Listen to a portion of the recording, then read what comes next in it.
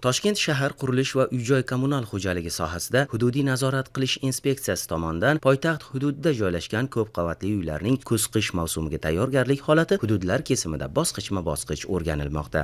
Navbatdagi o'rganish ishlari Toshkent shahar Yashnobod tumani Katta Qo'yliq mahalla hududida joylashgan Natural BioPlus boshqaruv servis kompaniyasida o'tkazildi. Jarayonda boshqaruv servis kompaniyasida bir qator jiddiy qonunbuzarlik holatlari aniqlandi. Jumladan, kompaniya tomonidan ko'p qavatli uylarning issiqlik tizimi va kanalizatsiya tarmoqlari ta'mirtalab ekanligi, yerto'la qism antisanitariya holatida ekani hamda dezinfeksiya ishlari amalga oshirilmagani, ichimlik suvi hamda oqova suv quvurlari teshilgani, shu bilan birga noma'lum muddatdan beri e'tiborsiz qoldirilgani, kirish yo'laklari ta'mirtalab holatda ekani, yerto'la qismida maishiy chiqindilar to'plangani kabi holatlar aniqlandi. Joyiga chiqib o'rganildi.